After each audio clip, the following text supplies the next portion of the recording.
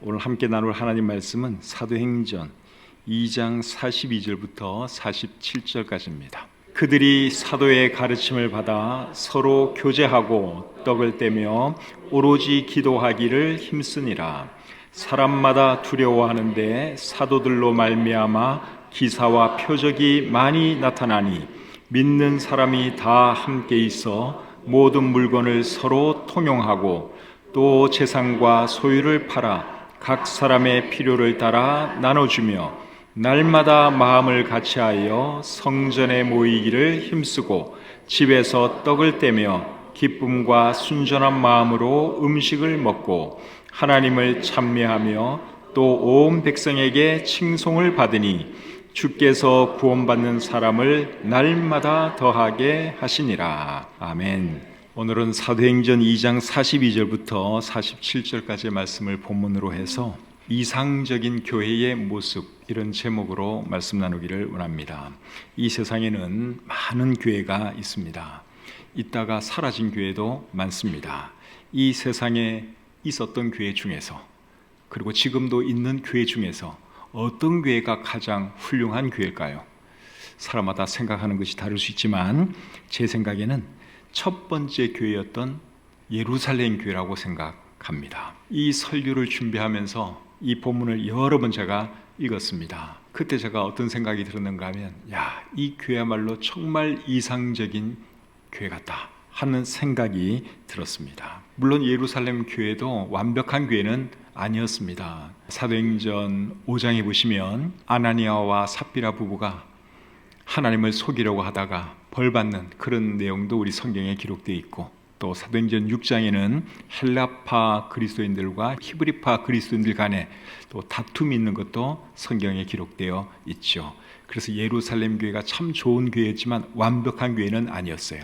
그러나 오늘 이 본문만 딱 보면은 세상에 그렇게 아름다운 교회가 없습니다. 거의 완벽한 교회처럼 보입니다. 그래서 오늘 이 본문을 가지고 이상적인 교회의 모습은 어떤 것인가, 여기에 대해서 함께 생각해 보기를 원합니다. 이상적인 교회는 어떤 교회인가? 첫 번째입니다. 이상적인 교회는 바른 가르침을 받고 바른 가르침을 따릅니다.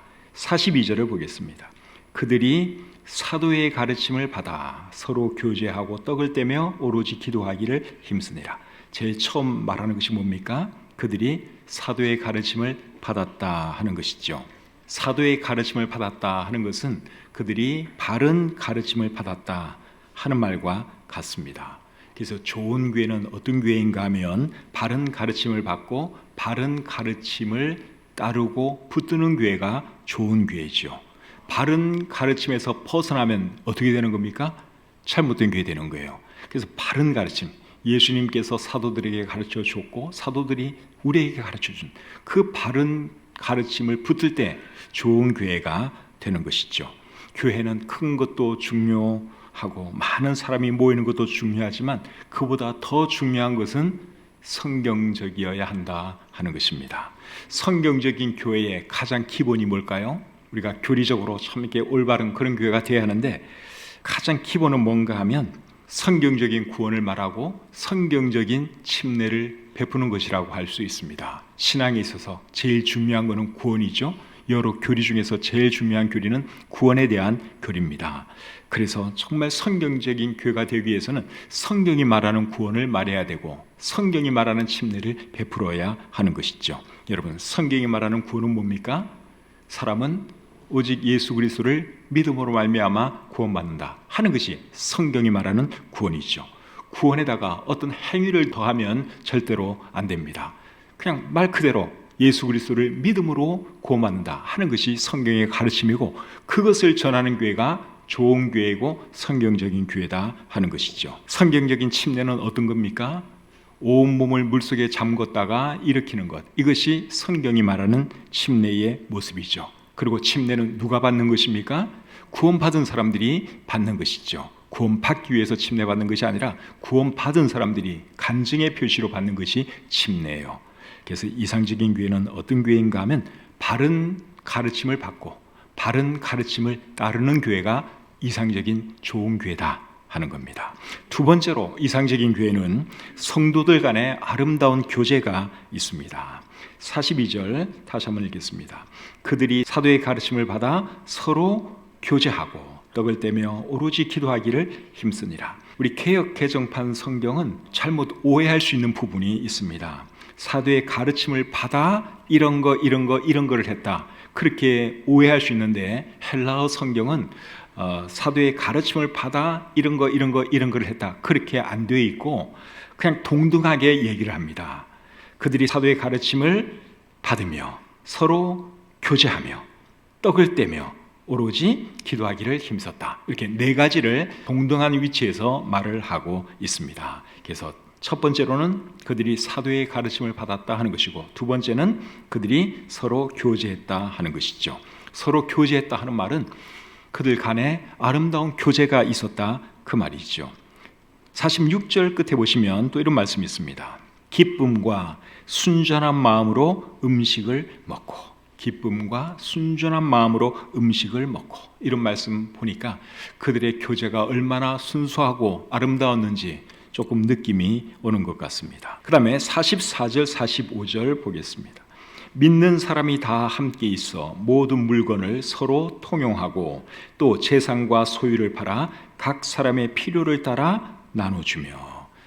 초대교회 성도들은 함께 지내면서 모든 물건을 서로 통용했다 그랬어요. 이런 것을 보면 이 사람들이 얼마나 친밀한 관계였는지, 또 얼마나 아름다운 교제를 나눴는지 하는 것을 우리가 알 수 있습니다.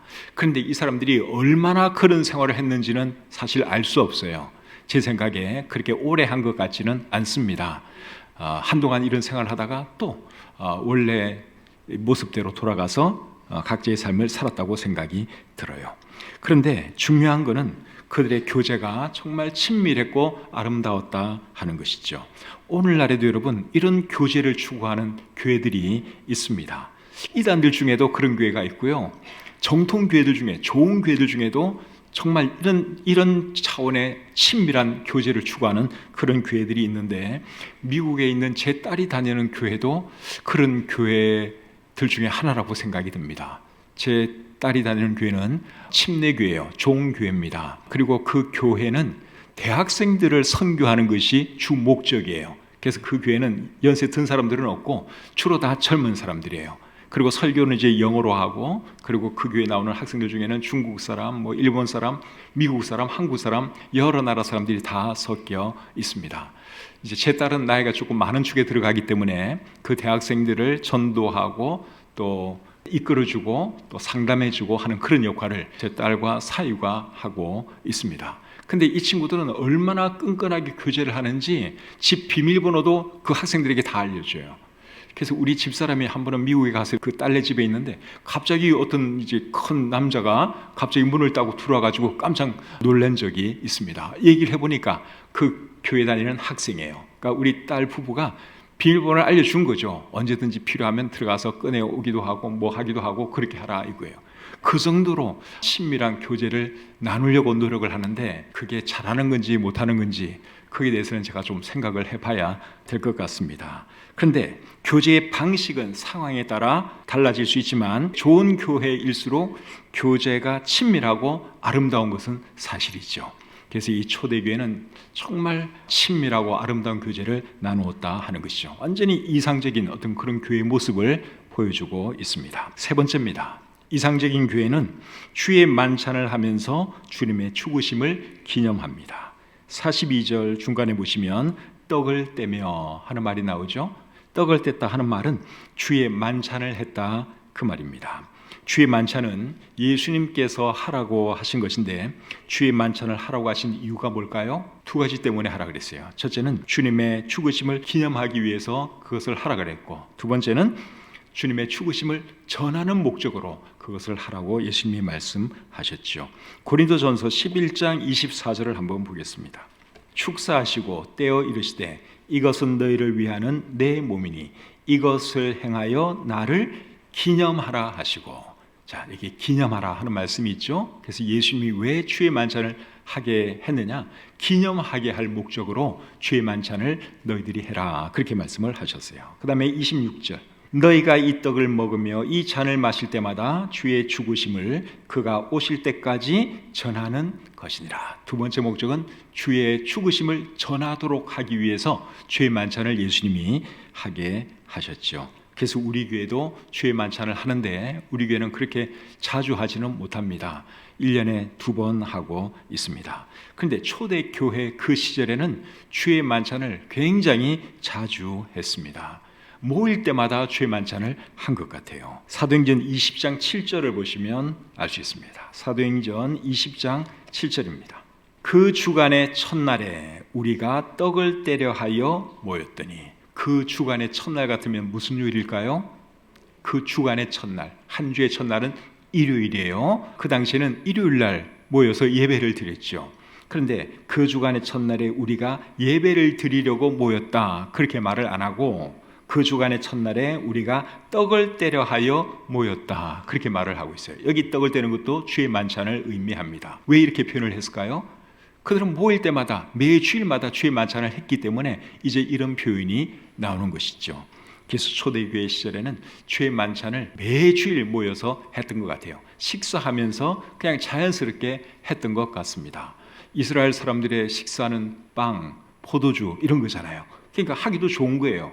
예수님도 잡히시던 그날 밤에 식사하시고 마지막 순간에 떡을 떼어서 제자들에게 주시고, 그리고 거기 있던 포도주를 또 이렇게 제자들에게 나누어 주셨죠. 그게 주의 만찬의 시발점입니다. 그래서 초대교회 시절에는 참 자주 했는데 우리는 지금 그렇게 하지 못하는 것이 많이 아쉽습니다. 그런데 주의 만찬을 자주 하는 것보다 더 중요한 것은 뭔가 하면 주님의 죽으심을 기억하면서 주님을 위해서 살아가고 주님의 죽으심과 그 의미를 전하는 것이라고 믿습니다. 맞죠?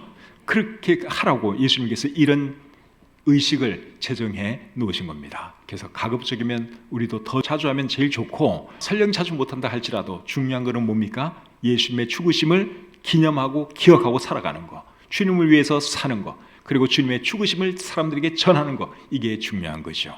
그렇게 하시는 저와 여러분들이 되시기를 바랍니다. 네 번째로 이상적인 교회는 기도에 힘씁니다. 42절 다시 한번 읽겠습니다. 그들이 사도의 가르침을 받아 서로 교제하고 떡을 떼며 오로지 기도하기를 힘쓰니라. 예루살렘 교회는 기도로 시작된 교회지요. 사도행전 1장 13절과 14절을 보면 교회가 본격적으로 시작되기 전에 그들은 모여서 함께 기도했습니다. 그리고 교회가 이제 본격적으로 시작되고 난 이후에도 그들은 열심히 기도했습니다. 그 후로도 초대교회 성도들은 열심히 기도하는 것을 우리가 볼 수 있습니다. 사도행전 4장 31절을 한번 보겠습니다. 빌기를 다하매 모인 곳이 진동하더니 무리가 다 성령이 충만하여 담대히 하나님의 말씀을 전하니라.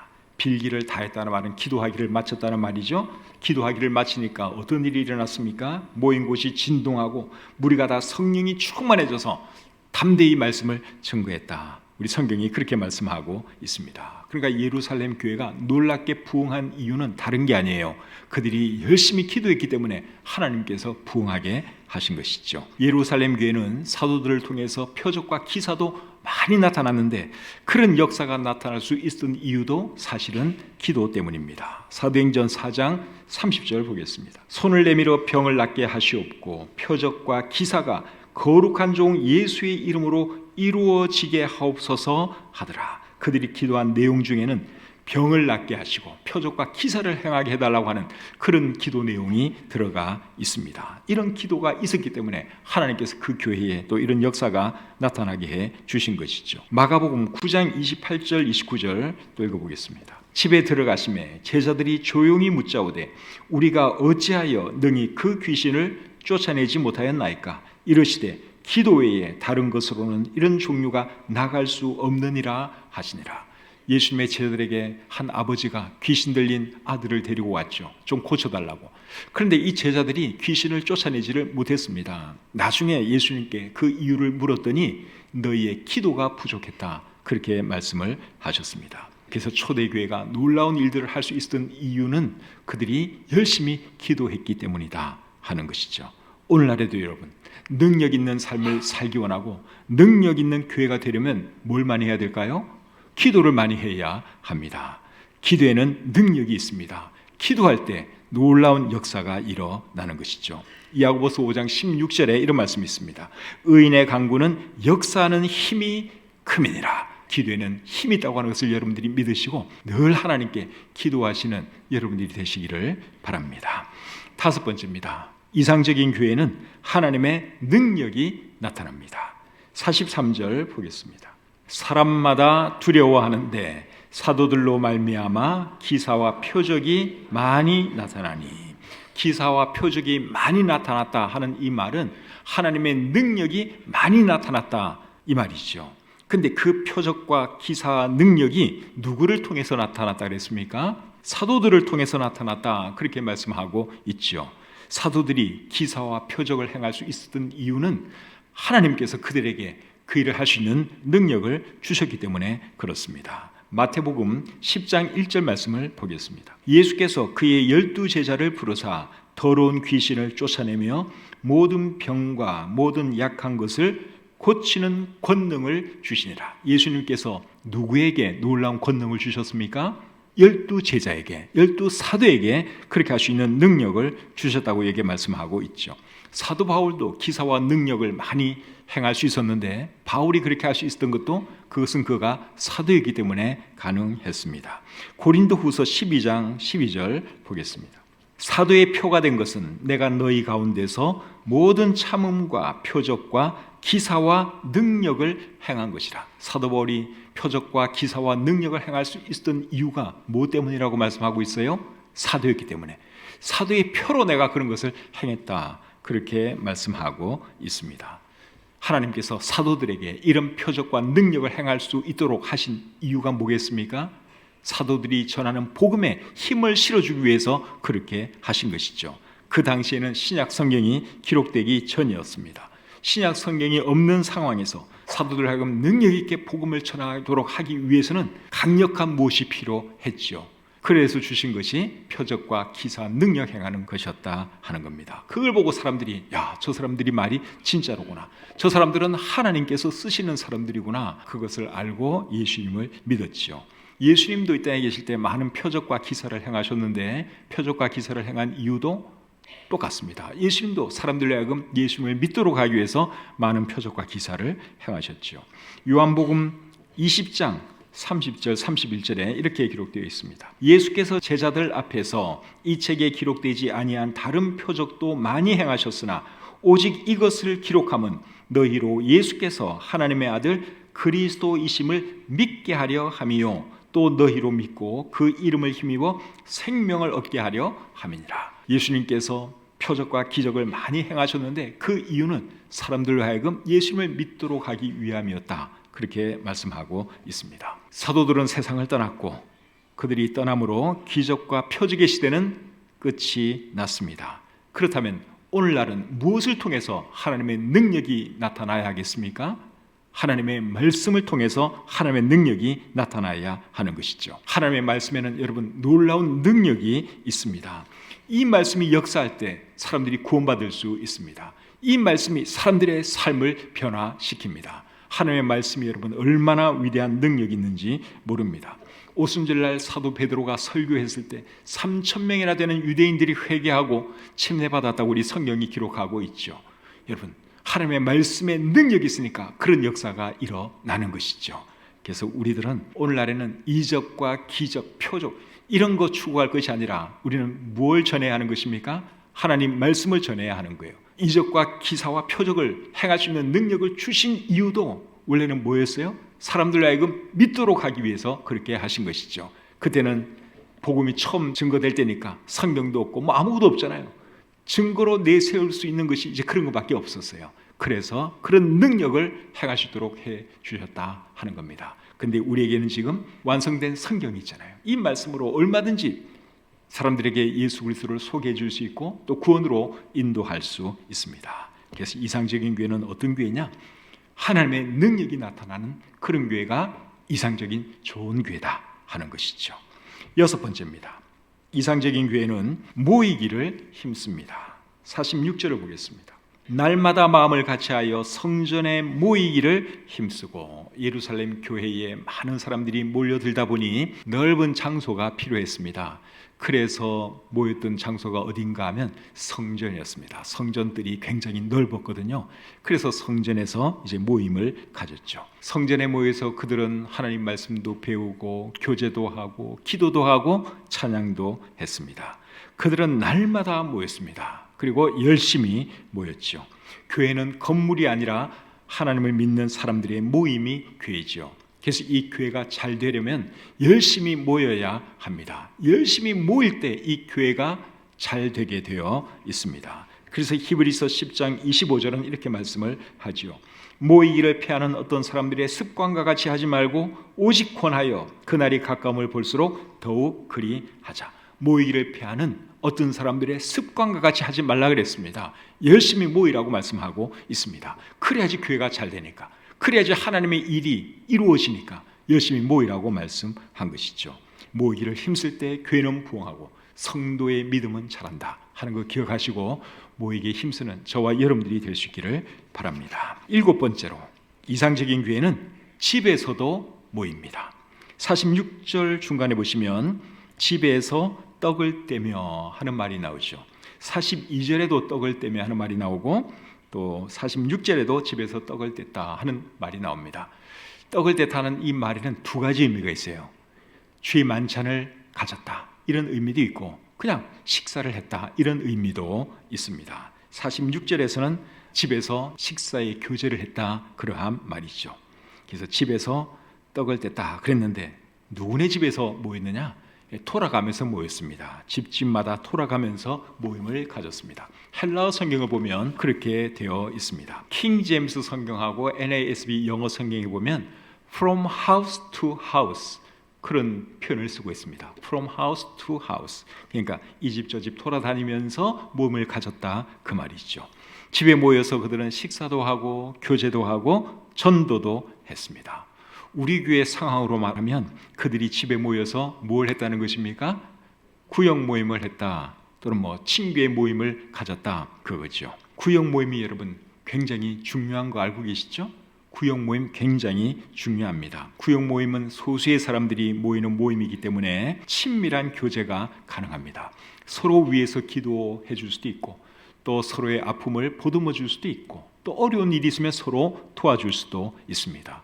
또 옆집 사람에게 복음 전하고 싶으면 옆집 사람을 초대해서 또 복음을 들려줄 수도 있습니다. 이런 장점 때문에 구역 모임이 굉장히 중요합니다.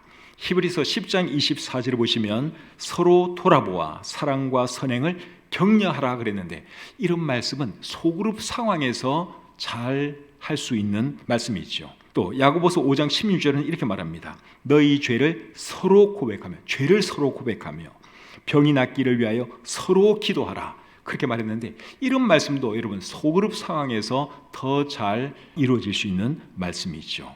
온 교회가 모일 때 여러분 서로 자기의 은밀한 일을 서로 나눌 수는 없잖아요. 근데 소그룹에서는 그것이 가능합니다. 진심으로 위해서 기도해 줄 수도 있고 또 구체적으로 도와줄 수도 있어요. 근데 온 교회가 다 모인 이런 공예배에서는 그렇게 하는 것이 쉽지가 않습니다. 그래서 여러분 이렇게 다 모이는 예배도 우리가 중요하게 생각을 해야 하지만 가정에서 모이는 작은 모임들, 소그룹 모임, 구역 모임, 친구 모임도 굉장히 중요하다 하는 거 생각하시고 집에서 모이는 이런 모임들에도 여러분 적극적으로 나가시기를 바랍니다. 8번째입니다. 이상적인 교회는 하나님을 찬양합니다. 47절에 보시면 하나님을 찬미하며 이런 말이 나오죠. 하나님을 찬미하며 그들이 하나님을 찬미한 이유가 뭘까요? 하나님께서 예수님을 살리셔서 주와 그리스도가 되게 했기 때문에 그들이 하나님을 찬양한 것입니다. 사도행전 2장 32절 보겠습니다. 이 예수를 하나님이 살리신지라. 그 다음에 36절 중간입니다. 너희가 십자가에 못 박은 이 예수를 하나님이 주와 그리스도가 되게 하셨느니라. 그래서 초대교회 성도들은 모여서 하나님을 찬양한 것이죠. 이런 이유 때문에 우리도 지금 하나님을 찬양하는 거 아닙니까? 예수님을 이 땅에 보내주셨고 우리를 구원해 주셨기 때문에 우리가 하나님을 찬양하는 것이죠. 우리 하나님은 어떤 사람을 기뻐하시느냐? 하나님을 찬양하는 사람을 기뻐하십니다. 하나님께 예배 잘 드리는 사람을 기뻐하십니다. 시편 69편 30절 31절에 이런 말씀이 있습니다. 내가 노래로 하나님의 이름을 찬송하며 감사함으로 하나님을 위대하시다 하리니 이것이 소 곧 뿔과 굽이 있는 황소를 드림보다 여호와를 더욱 기쁘시게 함이 될 것이라. 여러분, 소를 드리는 것보다도 우리 하나님은 뭘 더 기뻐하신다고요? 하나님을 찬양하는 것을 더 기뻐한대요. 여러분, 소 한 마리 하나님께 바치려면 돈이 상당히 많이 들죠. 근데 그거보다 하나님이 뭘 더 기뻐하시는가 하면 하나님을 찬양하는 거, 하나님을 예배하는 거, 그걸 정말 기뻐하세요. 그래, 여러분, 얼마나 감사해요. 돈 안 들이고도 우리가 얼마든지 하나님을 기쁘시게 할 수 있다 하는 겁니다. 또 요한복음 4장 24절을 보시면 하나님은 어떤 사람을 찾는다 그랬습니까? 하나님을 예배하는 자를 찾고 계신다고 말씀하고 있죠. 그만큼 하나님이 예배하는 사람들을 기뻐하시고 사랑하시기 때문에 그런 겁니다. 하나님께서 우리를 구원해 주신 중요한 목적 중에 하나가 뭔가 하면 하나님을 찬양하게 하시려고 우리를 구원해 주셨죠. 에베소서 1장 5절과 6절에 그렇게 기록되어 있습니다. 에베소서 1장 5절 6절입니다. 그 기쁘신 뜻대로 우리를 예정하사 예수 그리스도로 말미암아 자기의 아들들이 되게 하셨으니 이는 그가 사랑하시는 자 안에서 우리에게 거저 주시는 바 그의 은혜의 영광을 찬송하게 하려는 것이라. 하나님께서 우리를 구원해 주신 그 이유를 어떻게 설명을 하고 있어요? 그의 은혜의 영광을 찬송하게 하려는 것이라. 그래서 우리를 왜 하나님께서 구원해 주셨는가 하면 하나님을 예배하게 하려고, 하나님을 찬양하게 하려고 우리를 구원해 주셨다 하는 거 잊지 마시고 여러분, 예배 생활 더 잘 할 수 있기를 바랍니다. 9번째입니다. 이상적인 교회는 사람들의 칭찬을 듣습니다. 47절 말씀 보겠습니다. 하나님을 찬미하며 또 온 백성에게 칭송을 받으니, 칭송을 받았다 하는 말은 호감을 샀다 그 말입니다. 헬라어 성경의 의미가 그겁니다. 호감을 샀다 그 말이에요. 그래서 세번역 성경도 호감을 샀다 그렇게 번역하고 있습니다. 예루살렘 교회가 온 백성의 호감을 사고 칭찬을 들은 이유가 뭘까요? 예루살렘 교회 성도들이 바르게 살았기 때문에 그런 것이죠. 오늘날 한국 교회와 한국의 그리스도인들이 사람들로부터 욕을 먹고 있는데 그 이유가 뭐겠습니까? 한국의 그리스도인들이 바르게 살지 못했기 때문에 그런 겁니다. 한국의 목사님들이 바르게 살지 못했기 때문에 그렇습니다. 우리가 바르게 살지 못했기 때문에 한국교회가 욕을 먹고 한국의 모든 그리스도인들이 사실은 욕을 먹고 있는 것이죠. 그래서 그렇게 안 되려면 우리가 하나님 앞에서 바르게 살아야 되고 사람들에게 본이 되는 그런 삶을 살아야 하는 것이죠. 마태복음 5장 16절에서 예수님이 이렇게 말씀을 하셨어요. 그들로 너희 착한 행실을 보고 하늘에 계신 너희 아버지께 영광을 돌리게 하라. 너희 착한 행실을 보고 하나님께 영광을 돌리게 하라. 예수님이 그렇게 말씀을 하셨어요. 그런데 예루살렘 교회 성도들은 이 말씀을 실천했습니다. 바르게 살았습니다. 착하게 살았습니다. 그것을 보고 사람들이 하나님을 찬양했고 예루살렘 교회 성도들을 칭찬했습니다. 우리도 여러분 예루살렘 교회 성도들처럼 정말 바르게 살아갈 수 있기를 바랍니다. 그렇게 해서 우리를 보고 참 예수 믿는 사람들은 뭔가 달라도 다르네, 나도 예수 믿어야 되겠다, 이런 사람들이 많이 나올 수 있도록 정말 바르게 살아가는 저와 여러분들이 되었으면 좋겠습니다. 마지막 10번째입니다. 이상적인 교회는 구원받는 사람들이 끊이지 않습니다. 47절 말씀 다시 한번 읽겠습니다. 하나님을 찬미하며 또 온 백성에게 칭송을 받으니 주께서 구원받는 사람을 날마다 더하게 하시니라. 마지막 말씀이 정말 좋지 않습니까? 주께서 구원받는 사람을 날마다 더하게 하시니라. 오늘 이 본문 말씀 가운데 제일 마음에 와닿는 말씀이 저는 이 말씀입니다. 여러분, 예수님께서 교회를 세우시고 교회에게 사명을 주셨는데 교회에게 주신 사명이 뭡니까? 복음 전도지요. 전도가 예수님께서 교회에게 주신 사명이지요. 마태복음 28장 19절과 20절에서 예수님이 이렇게 말씀을 하셨습니다. 그러므로 너희는 가서 모든 민족을 제자로 삼아 아버지와 아들과 성령의 이름으로 침례를 베풀고 내가 너희에게 분부한 모든 것을 가르쳐 지키게 하라. 이 말씀이 예수님께서 교회에게 주신 사명이고 명령입니다. 그래서 교회는 끊임없이 복음을 전해야 하고 교회를 통해서 영혼들이 끊임없이 구원받아야 하는 것이죠. 그런데 예루살렘 교회가 그 일을 잘 감당했습니다. 47절 끝부분을 다시 한번 보겠습니다. 주께서 구원받는 사람을 날마다 더하게 하시니라. 여러분, 하나님께서 예루살렘 교회에 이런 놀라운 역사를 일으켜 주신 이유가 뭘까요? 그 답은 사도행전 5장 42절을 보면 알 수 있습니다. 그들이 날마다 성전에 있든지 집에 있든지 예수는 그리스도라고 가르치기와 전도하기를 그치지 아니하니라.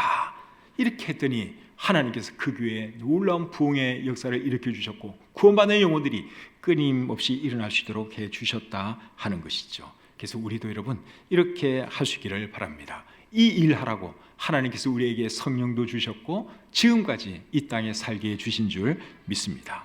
사도행전 1장 8절에 이렇게 기록되어 있죠. 오직 성령이 너에게 임하시면 너희가 권능을 받고 예루살렘과 온 유대와 사마리아와 땅끝까지 이르러 내 증인이 되리라 하시니라. 아멘. 여러분, 우리가 이 일을 하면서 살아갑시다. 예수 그리스도의 증인이 되어야 하고 사람들 만날 때마다 복음을 전해야 합니다. 이상적인 교회 모습이 어떤 것인지 오늘 10가지 말씀을 드렸어요. 그래서 우리 교회가 정말 본받기 원하는 교회가 이 초대 예루살렘 교회인데 우리 각자가 하나님 앞에서 더 바르게 살려고 노력하시고 더 모이기에 힘쓰시고 영혼들에게 관심 가지고 더 열심히 전도하시고 그렇게 함으로 우리 교회도 정말 예루살렘 교회처럼 아름다운 교회로 함께 세워 나가기를 원합니다. 그렇게 하시는 여러분들을 우리 하나님께서 축복해 주시기를 원합니다.